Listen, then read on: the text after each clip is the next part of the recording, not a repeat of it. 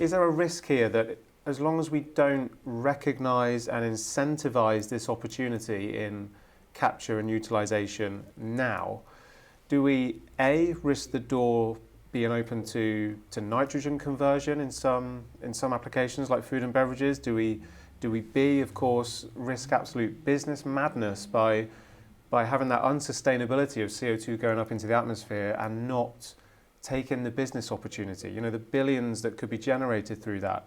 Is that like a twofold risk we have here? I think on the first question, and I am not a food processing engineer, and I know that there were a handful of plants in my former job that use nitrogen. I think there's some benefits to it, and I think there's some applications that can't be used. In fact, I would say Jeff could probably speak to this way better than I could.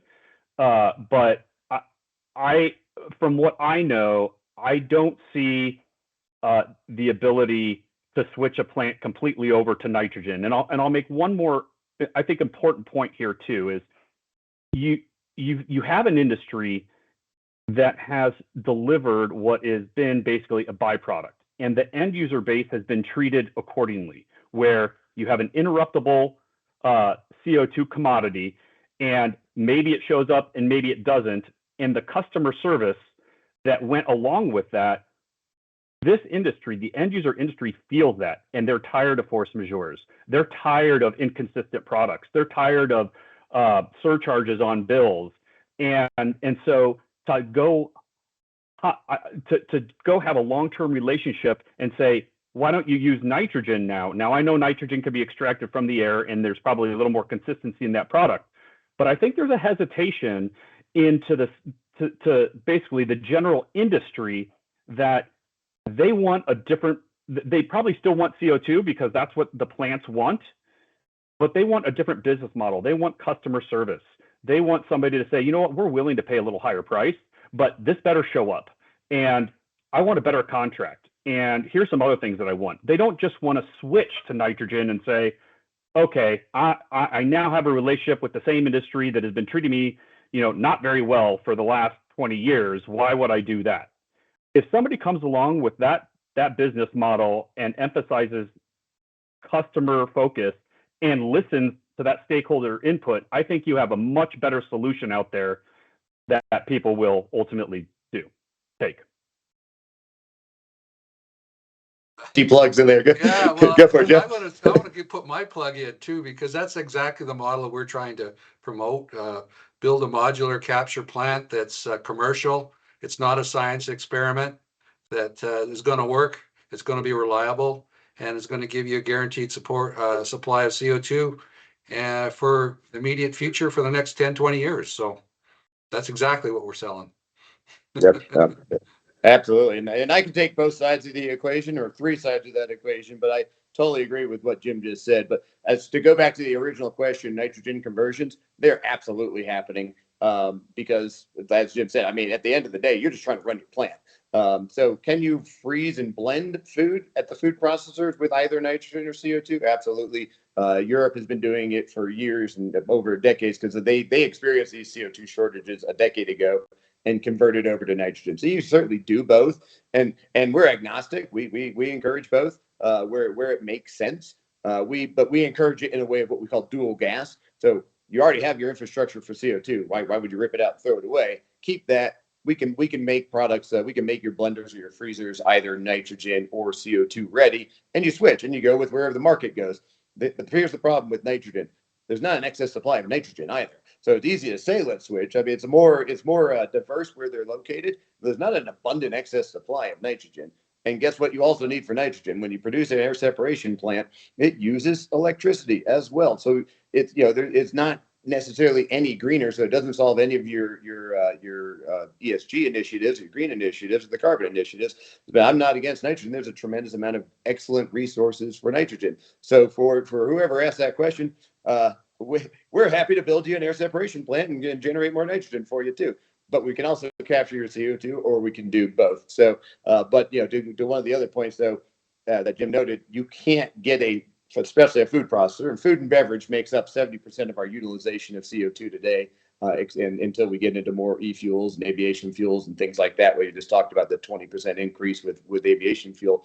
So we talk about those groups abundantly because they use so much. But we harvest and stun the animals in a humane way using CO2. Dry ice is produced with CO2, which is how we package and freeze and ship and transport all of that. You need that. You need the CO2 for stunning. And then lastly, Jeff alluded to it earlier, you package the food to keep it fresh, to keep it secure and sanitary using a mixed gas, MAP gas that contains CO2 in it. So you can't just eliminate CO2 from a food plant, just like we can't eliminate fossil fuels from our entire infrastructure. Thanks, Jeff. That was actually my question. I'm already sold on TOMCO, Jeff. I'm there. I did. If I was playing devil's advocate, and I've got to be careful here, but could one argue any talk around nitrogen conversions is a distraction or a sideshow? And what we actually need to focus on here is this CO2 industry is changing beyond recognition, or it will do, and perhaps that's the program that we need to get with. Would that be right? I think so. You have the big players, and I'm not going to say any company's name because I think it's an industry, that right now you've got the big industrial gas players who have purchased CO2 from an ethanol plant, and they pick it up, basically clean CO2 already, and they deliver it, right? So they have offered really no core competency in that entire process. There's not a proprietary way of cleaning that CO2 to get it to the facility. And so I think you have to take it with a grain of salt that if somebody says, here's nitrogen over here, if it works for your process, the economics work, and you get a good contract, by all means, if your plant wants that, go do that. At the same time, you have to really understand who's telling you what, because I believe the large industrial players, and Jeff will agree to this too, because he says it a lot, is that they may not be involved in the CO2 space, at least in certain areas, because that ethanol plant now has optionality where instead of selling that CO2 as a byproduct, it's valuable now. That ethanol plant says, okay, I don't really need to sell to the large industrial gas company. I'm going to keep it myself and sequester it. Or somebody's going to have to pay me a decent chunk of money if they want my CO2. And so they're being forced out in a lot of those spaces. And it'll happen over time. It's not going to happen tomorrow. It's not going to happen next year. But over the next 2 to 5 years, you're going to see a lot of them not with the ability, they don't own the CO2 molecule. And so they're going to get forced out, which is why you've got something on the side where they're saying, oh, by the way, here's nitrogen. That could be an option. But is it the same thing as what very early on, and I'm going to steal this for the rest of my career because I thought that was a great saying in the rhyme of the Ancient Mariner about water, water everywhere.